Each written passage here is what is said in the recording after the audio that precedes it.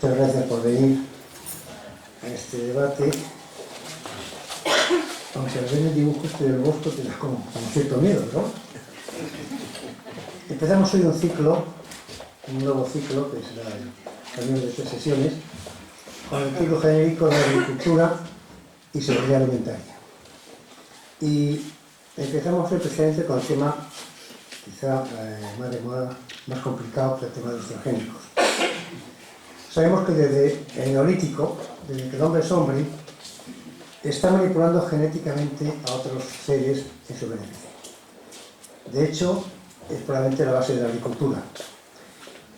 Pero el mundo crece en extensión no en habitantes, tierra no crece.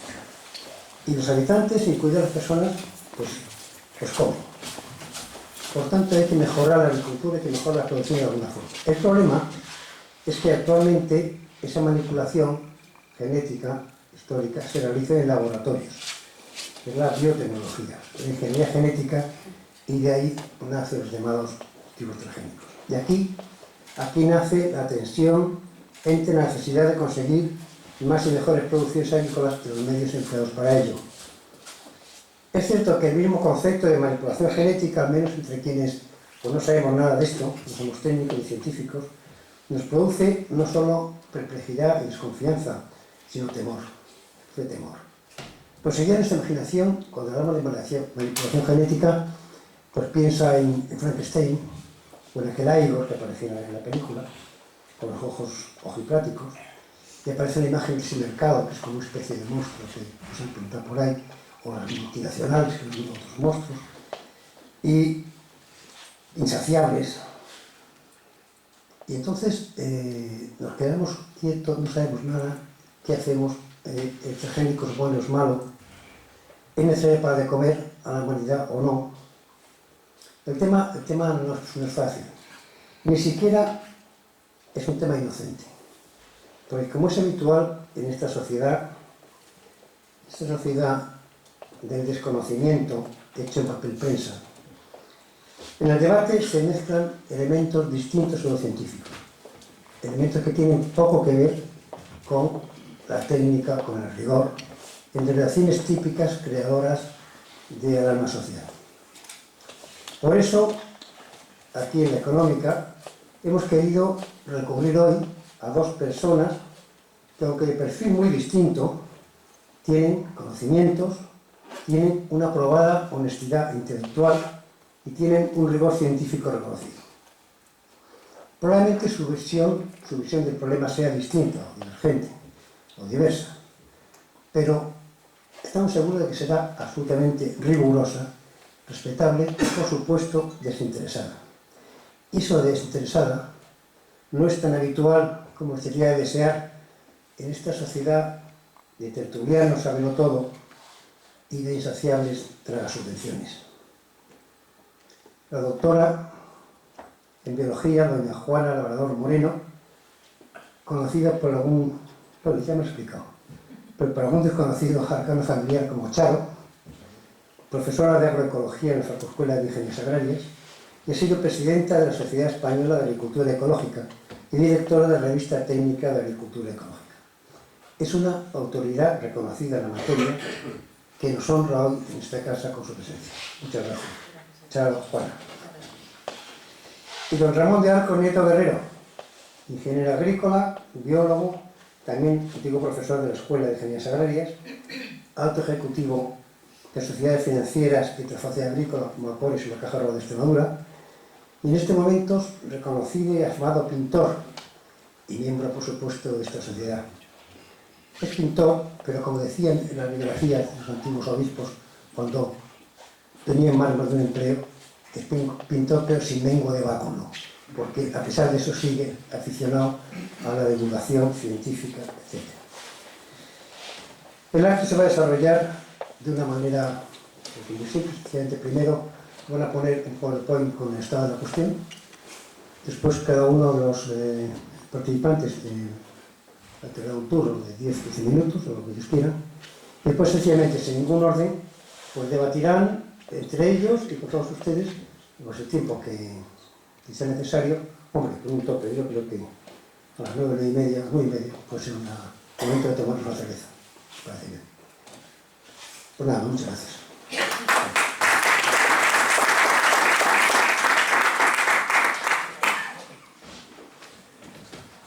Sí, se oye, ¿no?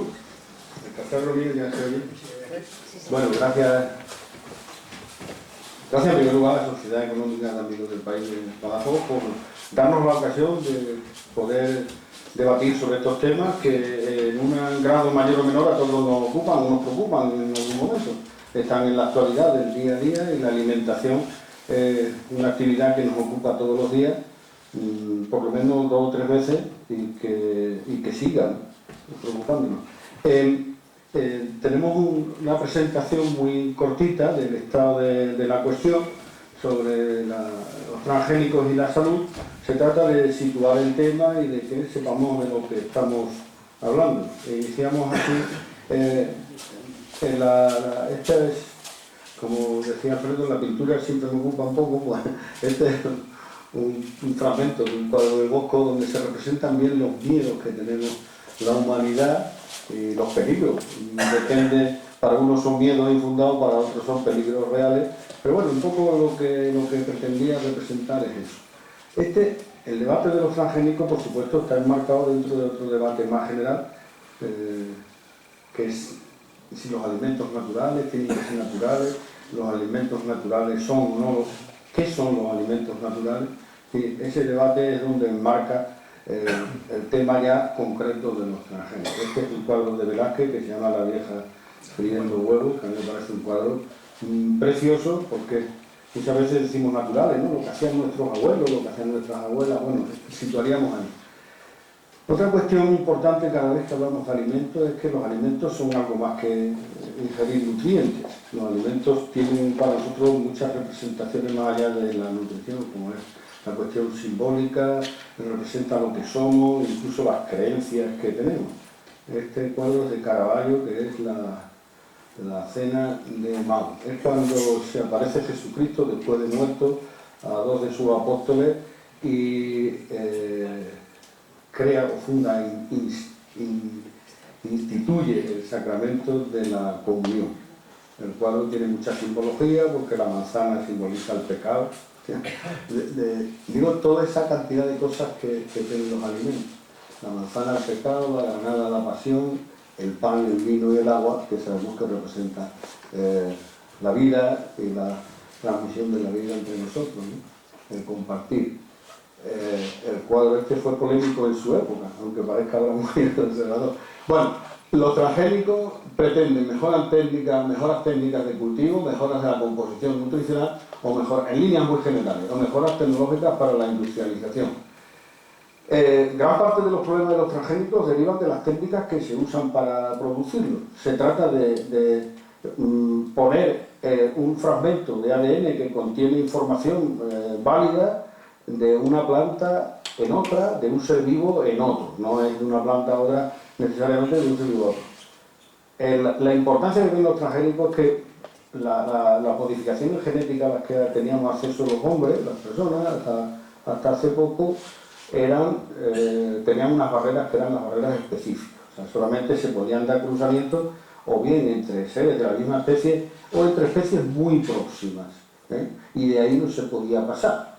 O sea, se podía, incluso aunque las especies fueran muy próximas, el resultado a veces no era ni siquiera viable, como pasa con el caballo y el burro, que el burro es un híbrido, pero ese híbrido ya no es capaz de reproducirse. Bueno, hasta ahí se llegaba, pero el transgénico abre unas posibilidades muchísimo mayores, y es que los hombres somos capaces por primera vez, los hombres y las mujeres, de decir, los hombres somos capaces por primera vez de insertar fragmentos del ADN, genes de seres vivos que nunca en la naturaleza se hubieran cruzado, que no sería posible en la naturaleza. O sea, podemos poner el gen que codifica para un líquido anticongelante de un cangrejo ártico a una planta de fresa. El cruzamiento entre un cangrejo del Ártico y una planta de fresa sería imposible en la naturaleza, sin embargo, con los transgénicos esto es posible. Se pretende hacer una planta de fresa que sea resistente a la helada. Básicamente, eso sí está muy esquemático, esquemático y anticuado, pero básicamente lo que se pretende es identificar qué gen es la información que nosotros queremos. Aquí está localizada la información que queremos. Cortarla, multiplicarla por muchas veces, ese gen que nos interesa, y luego ponérselo a otro ser vivo distinto. Y luego ya en ese ser vivo que se reproduzca, y ese sería el ser vivo modificado, el organismo modificado genéticamente. Hay bastantes técnicas, pero básicamente son dos. Es decir, primero cortar, la herramienta son las enzimas de restricción, después se clona ese gen que nos parece interesante, lo identificamos, lo cual necesita unos marcadores, y después se pega en el nuevo ser. Digo que hay bastantes técnicas, pero básicamente estas son las dos que se usan en plantas. Herramientas, las enzimas de restricción, las ADN polimerasa, las ADN ligasa, y luego se transfiere no solamente el gen, y aquí viene una de las polémicas que luego saldrán a relucir, se insertan en el gen, en el ser nuevo, en el ser receptor, además del gen concreto que lleva la información que nosotros queremos, pues promotores, reguladores y secuencias de final de expresión. Claro, porque se tiene que multiplicar el gen, pero también hay que decir ya no se tiene que multiplicar, ya no tiene que seguir leyéndose el ADN. O sea que no solamente se transfiere, esto dicho parece muy aséptico, ponemos un gen que nos interesa de un ser vivo X en un ser vivo Z, no, eso no es así tan sencillo, sino que lleva consigo el conjunto de las cosas. Entonces, ¿dónde vienen los riesgos y las inquietudes para la salud humana? Pues la primera fuente de riesgo viene de que produzcan alérgenos que nos hagan sufrir alergia, y ahí hay un primer bloque de riesgos que pueden producir los transgénicos. Incrementos de la resistencia a antibióticos, también podemos crear microorganismos resistentes a los antibióticos, los superpatógenos que serían en este caso como se viene llamando, y desórdenes en la expresión genética, cuya forma más común, así digamos coloquial de conocerlo, pues es el cáncer. La alergenicidad es la posibilidad de que pudiera producirse un aumento de cantidades alérgicas debido a estos seres nuevos que hemos creado, que llevan una información de otro ser vivo y que puede producir reacciones alérgicas resultado de esa modificación que hemos introducido. La posibilidad de transferir alérgenos, que bien podían venir del ser, de donde, aunque nosotros no hubiéramos querido transferir ese gen, no siempre se hace una transferencia limpia, podemos llevarnos un trozo también no deseable del gen del ser del que hemos extraído el gen de partida, ¿no? Entonces podemos, como efecto secundario, el tener alguna producción de una planta nueva que sea alérgena, y algún caso se ha dado en este sentido. Bueno, la alergicidad es el que tiene quizás más, es uno de los elementos más debatidos en cuanto a la salud. Bueno, los resultados en prueba de digestibilidad simulada detectaron todo esto. Los transgénicos, dependiendo también de los países, tienen unas pruebas previas para registrarse, y es prueba de digestibilidad, y también se hacen unas pruebas previas de si producen o no algún tipo de reacciones alérgicas. Estas son muy distintas de unos países a otros, no son muy tolerantes, otros son muy estrictos, pero es verdad que hay unas pruebas previas. Desórdenes en la expresión génica. Nosotros estamos multiplicando unos genes que hemos transferido a otra planta, que lo estamos multiplicando y los estamos soltando en el medio ambiente. Luego no sabemos hasta dónde pueden llegar esos genes, con quién pueden cruzarse luego, es decir, que estamos soltando un material que nosotros es difícil que podamos controlar a lo largo del tiempo y en toda su extensión. No solamente que estemos transfiriendo genes, sino que con los genes van los promotores y los reguladores que hacen que ese gen se exprese en el ser que recibe, o incluso pasen en otros seres vivos y se expresen en otros seres vivos. Luego, los desórdenes genéticos, que haya inserciones, posibilidad que se produzcan inserciones incontroladas en otros seres vivos, encendido de genes al azar, como hemos transferido también secuencias de inicio de lectura que puedan encenderse genes que no se tuvieran que expresar. Y también despertar algunos virus que estén residentes en el ser vivo que recibe, lo despertemos y produzca algún proceso cancerígeno o degenerativo en el ser vivo receptor o en otros seres vivos. Desórdenes genéticos. Esta diapositiva sí tenía mala intención, las otras también. Lo digo con Chalo porque discutimos. Las otras también, porque las imágenes que he ido tomando son de Greenpeace. Y en las otras es una manipulación tan burda que no merece la pena comentarla, pero esta es una manipulación, yo creo que es más bien simple. Porque esas sandías cuadradas se hacen haciendo una caja de metalizados y meten una sandía normal y acaba siendo cuadrada. O sea que no necesita de transgenia ninguna ni de ninguna manipulación. Es una técnica tan sencilla como la del pepino metido en la botella de aguardiente. O sea que nada, me tengo de chico. Pero bueno, desórdenes genéticos, cáncer. Bueno, pues algunos promotores utilizados. Claro, como he dicho, que utilizamos bastantes herramientas genéticas y herramientas que son evidentemente peligrosas y que pueden tener una expresión en un momento determinado y puedan activar determinados genes virales que hasta ahora estaban silenciosos. O bien genes sintéticos de efectos desconocidos, siempre habrá la posibilidad, porque hemos estado manipulando un material que luego puede o no tener expresión genética. Bueno, como los marcadores muchas veces son antibióticos, pues estamos transfiriendo unas resistencias a antibióticos, porque para identificar cuál es el gen que queremos muchas veces usan marcadores antibióticos y estamos difundiendo en el medio genes de resistencia a determinados antibióticos que se usan como herramienta en la ingeniería genética, ¿no? Es que, digo, eso puede dar lugar a determinados problemas de microorganismos difíciles luego de combatir, porque lo hemos hecho resistente a... Otro peligro es este que no se menciona casi en ningún sitio, y a mí me parece que es uno de los peligros. Claro, no se trata de dar ideas, pero es que la ingeniería genética es bastante sencilla, no necesita como la energía nuclear de grandísimas instalaciones y de la ingeniería genética se puede hacer en un laboratorio bastante pequeño, ¿no?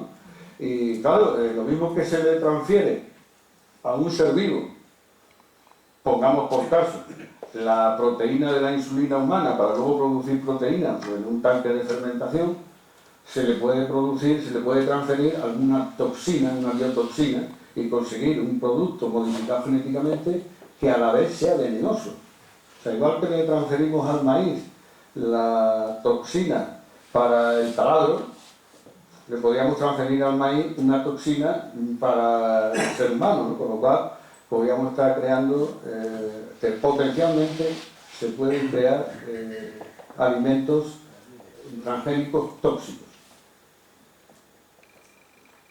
Bueno, la evaluación que se está haciendo hasta ahora, sobre todo en los países de nuestro ámbito, es un análisis molecular y genético con determinación. O sea, hasta aquí hemos visto que la tecnología no es una tecnología inocua, es una tecnología que significa admitir determinados riesgos. Un análisis molecular y genético con determinación del lugar exacto donde se ha ido el gen que nosotros hemos transferido. Entonces, es verdad que toda esta información la tiene que proporcionar la empresa o el ente que ha producido el producto transgénico, la planta, el animal o el microorganismo transgénico. Un estudio cualitativo y cuantitativo de distribución de la proteína, la nueva proteína, dónde está, dónde se almacena, qué características tiene. O sea, supongamos que nosotros hemos hecho una proteína, un trigo, que la proteína del gluten ya no produce reacción alérgica para los celíacos. Que se está trabajando en eso, no sé si no hay ya alguna variedad. Bueno, pues tenemos que decir efectivamente dónde se está almacenando esa proteína, tenemos que conocer esa proteína nueva, cómo es, cómo está localizada, cómo se almacena, cómo se distribuye dentro de la planta. O sea, eso es una de las evaluaciones que se exige. Otra cosa, la comprobación de que los genes auxiliares, esos que decíamos que usamos como herramientas, se encuentran en cantidades, o no se encuentran en cantidades detectables. Nosotros eso lo hemos usado como herramientas en todo este proceso. Determinación de que los productos que hemos introducido no son tóxicos y se degradan. Pruebas indirectas de digestibilidad. Aquí yo creo que tenemos uno de los puntos de debate, es decir, esas pruebas son o no suficientes. Demostración de que la composición nutricional del producto modificado no difiere del equivalente no transgénico. Bueno, la Organización Mundial de la Salud se pronunció sobre esto. Es verdad, cuando uno lee las manifestaciones de esos organismos, tanto de la FAO como de la Organización Mundial de la Salud, dan una de cal y una de arena. Y luego, según quien lo lea, pues saca la conclusión de que, lo leo yo, y digo, bueno, pues la Organización Mundial de la Salud dice que es inocuo, pero seguramente que echaron esto otra lectura y no está tan claro que digan eso, pero el caso es que se han pronunciado. Y luego hay una legislación, en el caso nuestro, europea, es importante, una legislación bastante extensa, tanto europea como traspuesta ya a la legislación española y de plena aplicación, en donde está bastante regulado todo lo que es tanto la producción de organismos modificados genéticamente como su distribución y comercialización. Hay que decir que esta legislación es más intensa y más de aplicación en países europeos, los países europeos, sobre todo en los países europeos, y luego en otros países la legislación es bastante más permisiva y menos exigente. Y este es otro de los puntos de polémica. Si esa legislación tan exigente está produciendo que en Europa nos vayamos quedando detrás de esta tecnología, a diferencia de otras áreas productoras también de alimentos y exportadoras que van mucho más deprisa en la Unión Europea. También es obligatorio etiquetado de que los alimentos contienen organismos, siempre que sea más del 0,9% de la composición de los componentes de cualquier alimento, tiene la obligación de poner contiene organismos modificados genéticamente. Eso es otra fuente de polémica. Hay otras legislaciones que no obligan a eso, porque se queda más en que la composición hayan demostrado todo eso que decíamos anteriormente, de que no eran alérgicos, de que, bueno, en la Unión Europea es obligatorio poner. Y bueno, este es el reglamento, por si alguien lo quería consultar. Después viene la transposición a esta ley española, que es esta, sigue estando vigente esta ley, ha tenido actualizaciones sucesivas, pero como esta ley prevé, la ley y el reglamento que desarrolla la ley, prevé que hay hay muchas comisiones interministeriales, comisiones mixtas, comisiones consultivas, etcétera. Las modificaciones que ha habido ya desde el 2004 hacia acá se refieren a eso, claro, porque como han cambiado tanto los ministerios, cada vez que ha habido una composición nueva de gobierno, pues el que era el director general de Medio Ambiente del Ministerio de Agricultura, pues ahora será el director general de la cosa equivalente del Ministerio de Medio Ambiente, o sea, pero vamos, son actualizaciones de ese tipo. En lo básico sigue siendo, y es una legislación, a mi juicio, bastante exigente. Yo ahí acabo. Yo no sé usted, yo tengo más dudas que a principios Yo creo que se oye, sí. Parece muy cosa.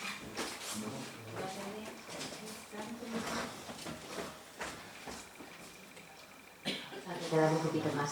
Perfecto. Bueno. Esto lo pongo aquí.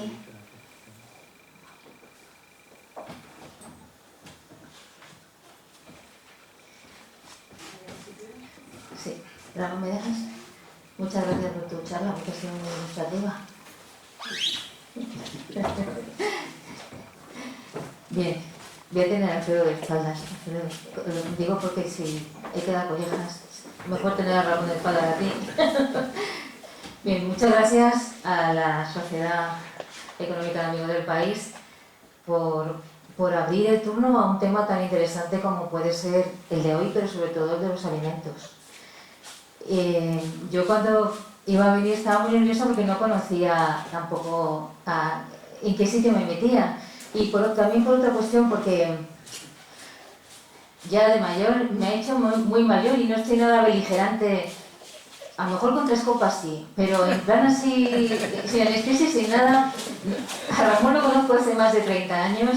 Cuando yo estudiaba segundo de biología, llegaron un grupo de peritos, como se decía antiguamente, que sabían un montón de cosas y nos tenían a todas las estudiantes de biología de segundo enamoradas. Y yo empecé a discutir con Ramón de transgénicos en el año 82.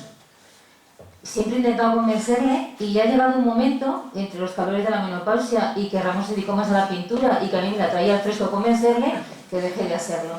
Entonces, a mí me pasa un poco. Lo que quiero intentar simplemente es dar mi opinión del tema de los transgénicos e intentar obligarlo, más que a la alimentación, que es un tema que Ramón conoce más a la producción, que es un tema que conozco yo más.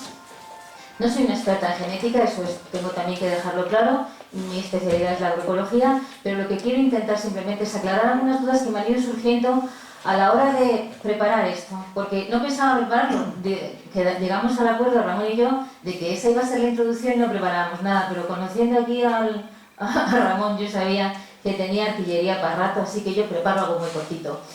Transgénicos, amenaza o solución, pues no se me nota nada, ¿verdad? Mi sesgo hacia dónde es. Estaba claro que se me escapó el cursor y punto.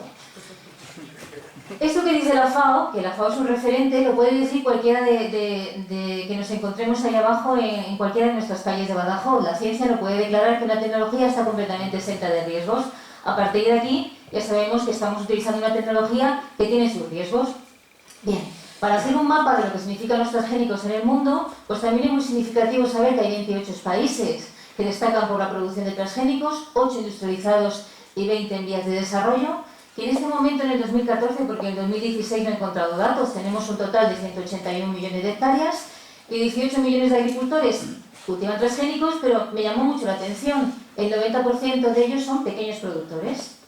Llama mucho la atención utilizar una biotecnología de este tipo, sobre todo los pequeños productores. Ya veremos después algunas pistas. El mapa de España, pues evidentemente tenemos que España es la productora europea de maíz MON 810. En el mapa que podemos ver aquí, la mayoría de los países de la Unión Europea están o bien libres de transgénicos o bien han prohibido algunos de ellos, como pueden ser la papa, puede ser el maíz, el MON 810. España empezó su aventura con el maíz en el año 98, con el 176 BT de Singenta. En Francia lo habían prohibido en el 2000, pero nosotros lo mantuvimos, pues acaso aquello funcionaba a base de plantarlo. Y entonces en el 2005 ya se prohíbe y nos ponemos como locos a cultivar el BT MON 810 y en este momento tenemos 131.537,67 hectáreas en el 2014, pero si os dais cuenta en el mapa se ve muy clarito que Europa no está a favor de los transgénicos.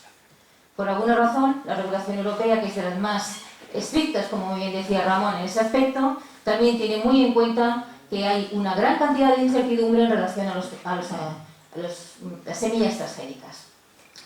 Los principales cultivos transgénicos cultivados son los que tenemos aquí arriba: soja, maíz, algodón y colza. Pero si nos vamos a mirar el mapa de los transgénicos, tenemos ahora mismo ornamentales para el color más claro, más oscuro, para el azul, para el negro, tenemos en forestales también, árboles con menocelulosa, con más celulosa, sin lignina, con lignina. Estamos investigando, en animales no me he metido nada, pero tenemos ahora mismo transgénicos investigando en todos los aspectos relacionados con todas las producciones. Sin embargo, yo quiero destacar dos, que son los que más tenemos ahora mismo en nuestro plato. Son los cultivos que están tolerantes a herbicidas, que suponen un 80%, los cultivos que tienen toxinas e insecticidas BT, o ambas, que pertenecen aproximadamente a un 2%. De los cultivos que son tolerantes a herbicidas, la estrella es el glifosato. Y la estrella es el Roundup como herbicida de cabecera, y es el herbicida más vendido en el mundo. En este momento, el Roundup forma parte de nuestra vida cotidiana en todos los sentidos. ¿Qué es lo que sucede con los transgénicos que son tolerantes al herbicida glifosato? Pues simplemente que las semillas modificadas genéticamente pueden sobrevivir en un ambiente saturado de glifosato y los únicos que mueren son las malas hierbas. Bien. La OMS estaba muy tranquila hasta que llega un momento en que todas las evidencias le dan las pistas para que se deje de tranquilidad y declare que el glifosato es probablemente cancerígeno para los seres humanos. Bien, entonces en ese momento la OMS ya les dice que hay pruebas convincentes de que el glifosato puede causar cáncer en animales de laboratorio y hay pruebas limitadas de carcinogenicidad en humanos. También causa daño en el ADN y en los cromosomas de las células humanas. Bien, aquí simplemente un trabajo, por si alguno quiere tomar nota, pero no merece la pena porque, claro, vas encontrándote trabajos Pero igual que me he encontrado yo trabajos que demuestran que es carcinogénico, al mismo tiempo hay otro trabajo que te demuestra que no lo es.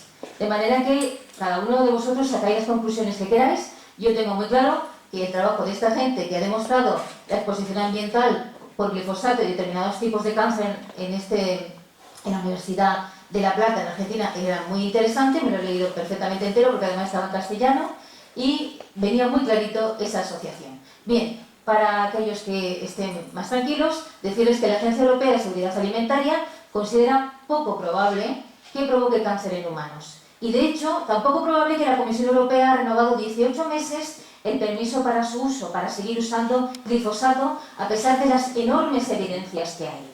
Bien, en Estados Unidos el uso del glifosato ha aumentado exponencialmente, no solamente porque se cultive más cantidad de producto transgénico, sino también porque el glifosato ha conseguido que haya una enorme cantidad de malas hierbas resistentes al glifosato. De manera que los agricultores que han utilizado transgénicos resistentes al glifosato, en este momento, cuando en el año 94 utilizaban 0,58 kilos de glifosato por hectárea y año, ahora mismo utilizan 1,49, y esto va subiendo de una forma alarmante. En el 2012 ya hay trabajos que dicen que hay 23 especies resistentes al glifosato. Tened en cuenta que el problema no es solamente la resistencia, el problema es que se van a utilizar otros herbicidas para esas malas hierbas, porque más cantidades de glifosato no funciona en la naturaleza así, a no ser que le des con la lata de glifosato encima y machaques la hierba, pero eso no funciona así. Entonces, 25 de ellas están presentes en España, y esto es del 2012, cada año se van sacando más. Se sabe que hay los efectos adversos del glifosato sobre organismos que son beneficiosos para la agricultura, como pueden ser las micorrizas o pueden ser los rhizobium, organismos que siempre han trabajado asociados a las plantas para mejorar su funcionamiento. Se sabe que son dañados, y también se sabe que hay otros organismos, otros macroorganismos que también pueden ser afectados. En el trabajo que realizó en el año 2015 el Centro de Transferencia Agroalimentaria del Gobierno de Aragón, que es una de las regiones que más cantidad de transgénicos tiene junto con Cataluña, se ha visto que tras 6 años de estudio el maíz genéticamente modificado no ofrece ventajas productivas frente al maíz convencional, que será uno de los logros del maíz transgénico. Y por otra parte, se sabe ya que el residuo de glifosato se mantiene en los alimentos poco transformados y después en los transformados. La exposición al glifosato es toda.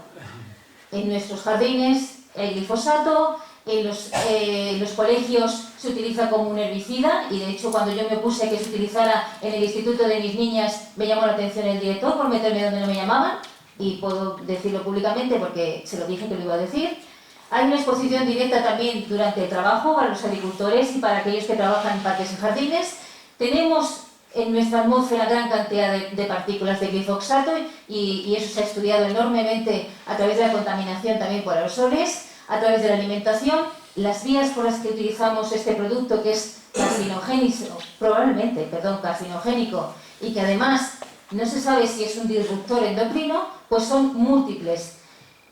Además del glifosato, tenemos también que, como se producen muchas resistencias a este herbicida, se están utilizando cócteles de herbicidas, no solamente para las plantas resistentes al glifosato, sino para otros pobres que también salen ahí y que deben morir estrictamente porque el suelo tiene que estar libre absolutamente de malas hierbas. Bien, esta mezcla llega, por ejemplo, en el 2014 la Agencia de Protección Ambiental aprobó una nueva mezcla de pesticidas, el glifosato más el 2,4-D. El 2,4-D se sabe que es también posible carcinogénico humano.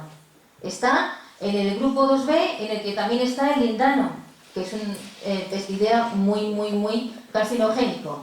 Y en la revista Lancet Ecology, en el 2015, se evaluó la carcinogenicidad del 2,4 y se probó que sí, que verdaderamente era carcinogénico. O sea, este problema es importante. El cóctel de pesticidas al que estamos sometidos es enormemente impactante, sobre todo sobre los tejidos en formación. Fijaros que dice que el coste anual en los Estados Unidos del tratamiento de trastornos sobre el desarrollo neuronal infantil por la exposición a pesticidas son 136 millones de euros. Y este trabajo me gustó porque este trabajo, que es de un médico de la Universidad de La Plata, tiene muchísimos trabajos sobre ese tema, pero este trabajo me gustó por aquello de que encuentran el glifosato en el 100% de aquellos productos que utilizamos para nuestra higiene íntima, para poner a los niños en las toallitas, en los tampones, en las gasas, etcétera, etcétera. Bien, por el momento no hay que preocuparse, nada más que sabemos que probablemente es carcinogénico, que lo tenemos alrededor, que lo comemos todos los días, pero por el momento no hay problema porque, bueno, pues es una tecnología que tiene una trazabilidad interesante. Transgénicos tolerantes a insectos era el otro gran grupo, un 20%, 18 a 20, que hemos visto que también estaba en la lista de los más vendidos. Los BT se llaman así porque el Bacillus thuringiensis, que es una bacteria que normalmente se encuentra en el suelo, es la que ha brindado la posibilidad de incluir la posibilidad de producir esa toxemia que produce el Bacillus thuringiensis, incluirla en las plantas transgénicas, y estas plantas lo que hacen es producir de una forma normal en sus tejidos las toxinas BT que normalmente las produciría esta bacteria y las produciría en el suelo. Bien, el algodón también es otra planta muy extendida a nivel mundial, la producción de algodón BT. Sabemos, y iba a traer estudios, pero es que ya iba a resultar un poco cansino, luego ya lo veremos, que está produciendo muchos problemas de alérgenos en las poblaciones que están utilizando el algodón para hacer prendas de vestir. Evidentemente, el maíz o el algodón BT funcionan igual con la misma toxina del Bacillus thuringiensis expresada continuamente a lo largo del desarrollo de la planta, esté atacada o no esté atacada la planta por el taladro, y ahora se está utilizando las denominadas proteínas insecticidas BIT, que son cristales que produce la planta, que produce la bacteria en condiciones vegetativas y que ya se han sido capaces de aislar y de transferir a otra planta. Para no cansaros con muchísimas publicaciones, porque ya os digo que también hay publicaciones en contra, simplemente decir con respecto a los BT que la resistencia, se ha comprobado la resistencia de los insectos a la alteración BT, igual que pasaba con las supermalezas, tenemos, como muy bien ha dicho antes Ramón, superinsectos que están continuamente haciendo que esa alteración que se ha producido no tenga validez. Se ha demostrado también la influencia sobre los microorganismos de la rizosfera, de las raíces de las plantas, de estos transgénicos. Se ha demostrado el mantenimiento de la toxina BT en el suelo, aunque hayamos quitado la planta, y la transferencia del material genético desde los cultivos transgénicos BT a especies silvestres y a cultivos que crecen en su entorno. Esto es, con toda regla, una contaminación biológica. Bien, pongo el ejemplo de Argentina porque es ahí donde se están dando ahora mismo mayor cantidad de estudios sobre los problemas, porque han investigado en una población viva, han utilizado un medio para poder investigar las industrias de los transgénicos directamente, no hace falta sobre animales, sino sobre seres humanos. Entonces, este primer encuentro, que ya va por el tercero, de médicos de pueblos fumigados, de especialistas que están sufriendo las consecuencias de la fumigación con glifosato fundamentalmente y otros pesticidas y otros herbicidas sobre la población que utiliza mayoritariamente transgénicos. Fijaros aquí en estos datos, no sé si los veis bien, pero tanto la soja, el maíz como el algodón, prácticamente el 100% de la producción de estos productos es transgénica en Argentina. Y decir, bueno, ¿y por qué Argentina y no Colombia? ¿Va? Pues porque es la principal suministradora de materias primas para piensos y para la agroindustria transformadora española. España el año pasado tuvo que importar vergonzosamente un 73% de sus cereales para pienso de fuera. Y mayoritariamente los importa de Argentina, los importa de China, los importa de Estados Unidos. ¿Bien? Países que, como antes ha dicho Ramón, tienen una regulación para nada como la que tenemos en Europa. Bien, pues todo esto que nos viene de aquí, que nos viene de aquí, que nos viene de aquí, pues evidentemente nos va a afectar. Tener en cuenta que en los últimos 25 años en Argentina, gracias a la producción de productos transgénicos, el consumo de agrotóxicos aumentó en un 983%. Y Argentina consume al año 240 millones de kilos de glifosato. Bien, un ejemplo, lo pongo con la miel, que fue una cosa que ya no os acordaréis, pero en el 2011 un apicultor alemán decidió denunciar al gobierno porque no había tenido en cuenta que al haber transgénicos cerca de las mieles, cerca de las zonas de polinización, se podía producir la contaminación. Los agricultores estaban diciendo al gobierno que cartografiase dónde se producían los productos transgénicos para que ellos no pusieran colmenas a la proximidad que dice la normativa. Este señor tenía sus colmenas a más de 600 metros de donde estaba, la normativa dice que 300, sin problema. Bien, se ha descubierto que incluso a más de kilómetros de distancia se produce ese problema. Bien, la sentencia, que la tenéis aquí puesta, hizo que toda la producción de miel del 2011, que se iba a exportar, tanto la española como la de Alemania como la de otros países, quedase estancada por esta sencilla razón, porque la sentencia dice: defiende el derecho a una miel libre de transgénicos al considerar que la presencia de polen en estos cultivos necesita de un proceso de utilización específico, más análisis, más problema a la hora de vender esa miel. Fijaros el ejemplo de México. México avisa cuando ve este problema a su gobierno y le dice que no permita que Monsanto ponga 253.000 hectáreas de soja transgénica que van a poner en zonas de interés natural. Bien, pues se lo pasan por el forro, y como debe de ser, y entonces a los 3 años el Instituto Smithsonian de Investigaciones Tropicales halla restos de polen de soja transgénica en la miel que los mexicanos exportan a Europa y otras partes del mundo. ¿Qué es lo que hace la Unión Europea? Pues muy fácil. Dice, la Unión Europea acepta como animal de compañía el tener polen en la miel y dice: el polen es un componente natural de la miel y el polen modificado genéticamente solo debe constar en el etiquetado si este supone más del 0,9% del producto final. Bien, ya estamos tranquilos, no hay problema, nos quedamos así. Bien, yo me pregunto el para qué de los transgénicos a nivel productivo. Sobre todo en este momento, ya me lo preguntaba al principio, porque el principio de precaución está muy relacionado con el sentido común. El sentido común parece que lo hemos olvidado, parece que confiamos, esa confianza ciega en la tecnología, esa confianza ciega en que si nos hacen un daño y después nos curan, no tiene ningún sentido para el ser humano.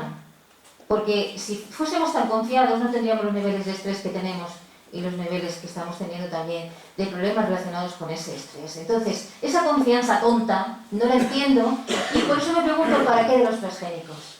Porque ahora ya sabemos, y lo sabíamos también antes, pero ahora está muy claro, que se basa en un paradigma científico obsoleto.